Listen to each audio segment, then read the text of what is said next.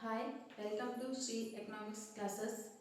ಇವತ್ತು ನಾನು ನಿಮಗೆ ಅರ್ಥಶಾಸ್ತ್ರದ ತರಗತಿಗಳನ್ನು ಮಾಡಿಕೊಡಲು ಬಂದಿದ್ದೇನೆ. ಅದಕ್ಕಿಂತ ಮೊದಲು ನಿನ್ನೆ ಯಾವ್ಯಾವ ಆಥರ್ ಬುಕ್ಸು ಕೆಸೆಟ್ ಎಕ್ಸಾಮ್ಗೆ ಓದಬೇಕಂತ ನಿಮಗೆಲ್ಲ ನಾನು ಬುಕ್ಸ್ ಎಲ್ಲ ಯಾವ ಬುಕ್ ಓದಬೇಕಂತ ತೋರಿಸಿದ್ದೆ. ಅದೇ ರೀತಿ ಇನ್ನೊಂದಂದರೆ ಫಸ್ಟ್ ಕೆಸೆಟ್ ಎಕ್ಸಾಮ್ ಪ್ರಿಪೇರ್ ಆಗೋರು ಕ್ವಶನ್ ಪೇಪರು ರೆಫರ್ ಮಾಡಬೇಕು. ಒಂದು 5 ವರ್ಷದಾದರೂ ನೀವು ಕ್ವಶನ್ ಪೇಪರ್ಸನ್ನು ತೊಗೊಂಡು ಯಾವ ಒಂದು ಸತಿನೂ ಕ್ವಶನ್ ಪೇಪರ್ ಏನಾದರೂ ಅನಾಲಿಸಿಸ್ ಮಾಡಿದ್ರಿ ಅಂದ್ರೆ ನಿಮಗೆ ಯಾವ್ಯಾವ ಟಾಪಿಕ್ ಮೇಲೆ ಎಷ್ಟು ಕ್ವಶನ್ಸ್ ಬಂದಾವೆ, ಯಾವ ಟಾಪಿಕ್ ಮೇಲೆ ನೀವು ಹೆಚ್ಚಿಗೆ ಒತ್ತು ಕೊಟ್ಟು ಓದ್ಬೇಕು ಅನ್ನೋದು ನಿಮ್ಗೆ ಅರ್ಥ ಆಗ್ತದೆ. ಆದ್ದರಿಂದ ಒಂದು ಕ್ವಶನ್ ಪೇಪರ್ ತೊಗೊರಿ. ಒಂದು ವೇಳೆ ಕ್ವಶನ್ ಪೇಪರ್ ಇಲ್ಲ ಅಂದ್ರೆ ಈ ರೀತಿ ಒಂದು ಕ್ವಶನ್ ಬ್ಯಾಂಕ್ ಅಥವಾ ಅರ್ಥಶಾಸ್ತ್ರ ಪ್ರಶ್ನಕೋಶ ಅಂತ ಐತೆ. ಇದು ಉಪನ್ಯಾಸಕ ಆಯ್ಕೆ ಪರೀಕ್ಷೆಗಾಗಿ ಅಂತೇಳಿ ಈ ರೀತಿ ಒಂದು ಬುಕ್ ತೊಗೊಂಡು ಫಸ್ಟ್ ನೀವು ಕ್ವಶನ್ ಪೇಪರ್ ನೋಡಿರಿ. ಕ್ವಶನ್ ಪೇಪರ್ ನೋಡಿದ ತಕ್ಷಣ ಆಮೇಲೆ ನಿಮ್ದು ಓದೋಕೆ ಸ್ಟಾರ್ಟ್ ಮಾಡಿರಿ. ಇವತ್ತು ನಾನು ಅರ್ಥಶಾಸ್ತ್ರ ಯಾವ ರೀತಿ ಉಗಮವಾಯಿತು ಅನ್ನೋದ್ರ ಬಗ್ಗೆ ನಿಮಗೆ ಹೇಳ್ಕೊಡ್ತೀನಿ. ಫಸ್ಟ್ ಅರ್ಥಶಾಸ್ತ್ರ ಅಂದರೆ ಏನಪ್ಪ ಅಂದರೆ, ಅರ್ಥ ಅಂದರೆ ಹಣ, ಶಾಸ್ತ್ರ ಅಂದರೆ ಅಧ್ಯಯನ. ಹಣದ ಬಗ್ಗೆ ಅಧ್ಯಯನ ಮಾಡುವಂಥ ಒಂದು ಶಾಸ್ತ್ರಕ್ಕೆ ನಾವು ಅರ್ಥಶಾಸ್ತ್ರ ಅಂಥೇಳಿ ಕರಿತೀವಿ. ಇನ್ನೊಂದು ಅರ್ಥದಲ್ಲಿ ಅಂದರೆ ಮಾನವನ ದೈನಂದಿನ ಆರ್ಥಿಕ ಚಟುವಟಿಕೆಗಳನ್ನು ಕುರಿತು ಅಧ್ಯಯನ ಮಾಡುವಂಥ ಒಂದು ಶಾಸ್ತ್ರಕ್ಕೆ ನಾವು ಅರ್ಥಶಾಸ್ತ್ರ ಅಂತೇಳಿ ಕರಿತೀವಿ.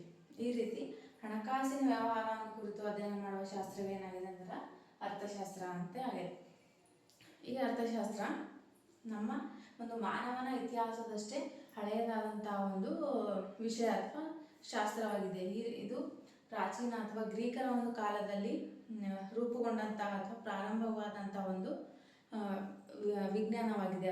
ಪ್ರಾಚೀನ ಕಾಲದ ಗ್ರೀಕ್ ದಾರ್ಶನಿಕರಲ್ಲಿ ಒಬ್ಬರಾದಂತಹ ಅರಿಸ್ಟಾಟಲ್ ಅವರು ಮೊದಲ ಬಾರಿಗೆ ಅರ್ಥಶಾಸ್ತ್ರಕ್ಕೆ ಒಂದು ಆದಿ ಮತ್ತು ಪ್ರಾರಂಭವನ್ನು ರೂಪಿಸಿಕೊಡ್ತಾರೆ. ಹಾಗಾಗಿ ನಾವು ಅವರಿಗೆ ಅರ್ಥಶಾಸ್ತ್ರದ ವಿಶ್ಲೇಷಣಾತ್ಮಕ ಅರ್ಥಶಾಸ್ತ್ರಜ್ಞ ಅಂತೇಳಿ ಅರಿಸ್ಟಾಟಲ್ ಅವರಿಗೆ ಕರಿತೀವಿ. ಈ ರೀತಿ ಗ್ರೀಕರ ಕಾಲದಲ್ಲಿ ಏನಾಗ್ತದ, ಅರ್ಥಶಾಸ್ತ್ರ ಅನ್ನೋದು ಒಂದು ವಿಷಯ ಪ್ರತ್ಯೇಕವಾದಂಥ ಒಂದು ಸ್ಥಾನವನ್ನು ಪಡೆದುಕೊಂಡಿರಲಿಲ್ಲ. ಅದು ಕೇವಲ ಏನೋ ತರ್ಕಶಾಸ್ತ್ರ ಆಗಿರ್ಬೋದು, ನೀತಿಶಾಸ್ತ್ರ ಆಗಿರ್ಬೋದು ಅಥವಾ ರಾಜ್ಯಶಾಸ್ತ್ರ ಆಗಿರ್ಬೋದು, ಈ ರೀತಿ ಬೇರೆ ಒಂದು ವಿಷಯಗಳಲ್ಲಿ ಏನಾಗಿರ್ತದ ಅರ್ಥಶಾಸ್ತ್ರ ಅನ್ನೋದು ಲೀನವಾಗಿರ್ತದೆ. ಇದು ಪ್ರತ್ಯೇಕವಾದಂಥ ಒಂದು ಸ್ಥಾನ ಪಡ್ಕೊಂಡಿರಲಿಲ್ಲ ಅವಾಗ ಪ್ರಾಚೀನ ಕಾಲದಲ್ಲಿ. ನಂತರದ ದಿನಗಳಲ್ಲಿ ಏನಾಗ್ತದೆ, ಅರ್ಥಶಾಸ್ತ್ರ ಅನ್ನೋದು ಬೆಳವಣಿಗೆ ಹೊಂದುತ್ತಾ ಹೊಸ ವಿಷಯಗಳನ್ನು ಮೈಗೂಡಿಸಿಕೊಂಡು ಒಂದು ಪ್ರತ್ಯೇಕವಾದ ಒಂದು ಸ್ಥಾನ ಪಡ್ಕೊಂಡು ಒಂದು ವಿಜ್ಞಾನದ ಒಂದು ಸ್ಥಾನಕ್ಕೆ ಬರ್ತದೆ. ಈ ರೀತಿ ಅರ್ಥಶಾಸ್ತ್ರ ಅನ್ನೋ ಒಂದು ಪದ ಯಾವ ಒಂದು ಪದದಿಂದ ಉಗಮವಾಗಿದೆ ಅಥವಾ ಉತ್ಪತ್ತಿ ಹೊಂದಿದೆ ಅಂತೇಳಿ ನಾವು ಇವತ್ತು ನೋಡೋಣ. ಅರ್ಥಶಾಸ್ತ್ರ ಇದನ್ನು ನಾವು ಇಂಗ್ಲಿಷ್ನಲ್ಲಿ ಏನು ಕರಿತೀವಿ,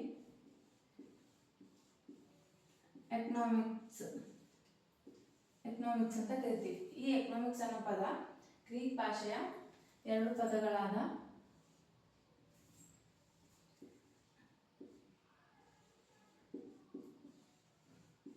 ಐಕೋಸ್ ಮತ್ತು ನೋಮಸ್, ಈ 2 ಪದಗಳಿಂದ ಏನಾಗಿದೆ, ಗ್ರೀಕ್ ಭಾಷೆಯ ಒಂದು ಪದ ಏನಾಗ್ತದೆ ಹುಟ್ಕೊಳ್ತದೆ. ಅದೇನು ಯಾವುದಂದ್ರೆ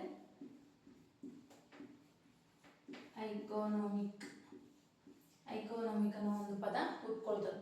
ಈ ಪದದಿಂದ ಏನಾಗ್ತದೆ, ಎಕನಾಮಿಕ್ಸ್ ಅಂದ್ರೆ ಇಂಗ್ಲಿಷ್ ಭಾಷೆಯಲ್ಲಿ ಎಕನಾಮಿಕ್ಸ್ ಅನ್ನೋ ಒಂದು ಪದ ಉತ್ಪತ್ತಿ ಆಗ್ತದೆ.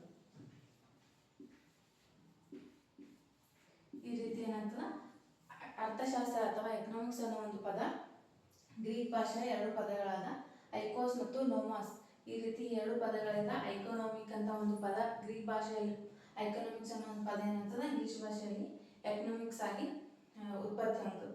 ಈ ರೀತಿ ಅರ್ಥಶಾಸ್ತ್ರ ಏನಾಗ್ತದೆ, ಒಂದು 2 ಗ್ರೀಕ್ ಭಾಷೆಯ 2 ಪದಗಳಾದ ಐಕೋಸ್ ಮತ್ತು ನೋಮೋಸ್ ಅನ್ನೋ ಒಂದು ಪದದಿಂದ ಉಗಮ ಆಗ್ತದೆ. ಐಕೋಸ್ ಅಂದ್ರೆ ಏನಂದ್ರೆ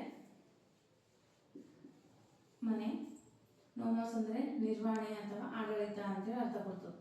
ಇಲ್ಲಿ ಮನೆಯ ನಿರ್ವಹಣೆ, ಒಂದು ಕುಟುಂಬದ ನಿರ್ವಹಣೆ, ಇದನ್ನು ನಾವೇನಂತ ಕರಿತೀವಿ, ಅರ್ಥಶಾಸ್ತ್ರ ಅಂತೇಳಿ ಕರಿತೀವಿ. ಇದು ಯಾವಾಗಂದ್ರೆ ಪ್ರಾಚೀನ ಕಾಲದಲ್ಲಿ.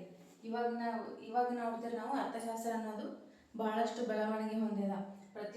ಪ್ರತಿಯೊಬ್ಬರಿಗೂ ಅರ್ಥಶಾಸ್ತ್ರದ ಬಗ್ಗೆ ತಿಳುವಳಿಕೆ ಇರೋದನ್ನು ನಾವು ನೋಡ್ತೀವಿ. ಆದರೆ ಪ್ರಾಚೀನ ಕಾಲದಲ್ಲಿ ಕೇವಲ ಒಂದು ಮನೆಯ ನಿರ್ವಹಣೆ ಅಥವಾ ಆಡಳಿತವನ್ನು ಕುರಿತು ಅಧ್ಯಯನ ಮಾಡುವುದಕ್ಕೆ ನಾವೇನಂತ ಕರಿತೀವಿ, ಅರ್ಥಶಾಸ್ತ್ರ ಅಂತೇಳಿ ಕರಿತೀವಿ. ಈ ಮನೆಯ ಆಡಳಿತಕ್ಕೆ ಸಂಬಂಧಪಟ್ಟಂತ ಅರ್ಥಶಾಸ್ತ್ರ ಬೆಳವಣಿಗೆ ಹೊಂದುತ್ತಾ ಏನಾಗ್ತದೆ ಅಂದರೆ ರಾಜಕೀಯ ಅರ್ಥಶಾಸ್ತ್ರ ಅಥವಾ ಪೊಲಿಟಿಕಲ್ ಎಕನಾಮಿಕ್ ಆಗಿ ಬೆಳವಣಿಗೆ ಹೊಂದುತ್ತದೆ. ಅಂದರೆ ಗ್ರೀಕರ ರಾಜ್ಯದಲ್ಲಿ ನಗರಗಳಿಗೆ ಪೊಲೀಸ್ ಅಂತೇಳಿ ಕರಿತಾ ಇದ್ರು. ಪೊಲೀಸ್ ಅಥವಾ ನಗರ ನಾಗರಿಕತೆಗಳು ಅಥವಾ ನಗರ ನಾಗರಿಕತೆ ಅಂತ ಕರಿತಾರೆ. ಅದರಿಂದ ಏನಾದ್ರು ಪೊಲೀಸ್ ಮತ್ತು ಇದು ಎಕನಾಮಿಕ್ಸ್ ಎರಡು ಸಂಬಂಧಪಟ್ಟು ಏನಾಗ್ತದ ಪೊಲಿಟಿಕಲ್ ಎಕನಾಮಿಕ್ಸ್ ಅಂತೇಳಿ ಒಂದು ಪದ ಹುಟ್ಕೊಳ್ತದೆ.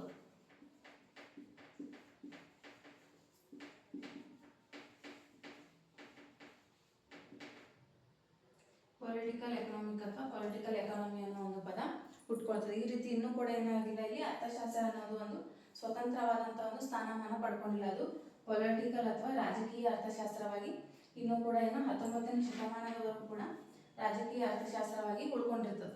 ನಂತರದ ಒಂದು ದಿನಗಳಲ್ಲಿ ಅರ್ಥಶಾಸ್ತ್ರಕ್ಕೆ ಒಂದು ಸ್ವತಂತ್ರವಾದಂತಹ ಒಂದು ವಿಜ್ಞಾನದ ಒಂದು ಸ್ಥಾನಮಾನ ಕೊಟ್ಟವರು ಯಾರಪ್ಪ ಅಂದ್ರೆ 1776ರಲ್ಲಿ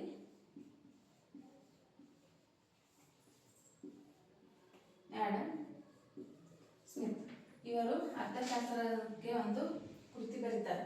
ಯಾವುದಪ್ಪ ಅಂದ್ರೆ ವೆಲ್ತ್ ಆಫ್ ನೇಷನ್ಸ್ ಅಂತ, ಅಂದ್ರೆ ರಾಷ್ಟ್ರಗಳ ಸಂಪತ್ತು. ಆ ಒಂದು ಕೃತಿಯ ಮೂಲಕ ಏನಪ್ಪಾ ಅಂದ್ರೆ ಅರ್ಥಶಾಸ್ತ್ರಕ್ಕೆ ಒಂದು ಸ್ವತಂತ್ರವಾದ ಪ್ರತ್ಯೇಕವಾದಂತಹ ಒಂದು ಸ್ಥಾನಮಾನ ನೋಡ್ತಾರೆ.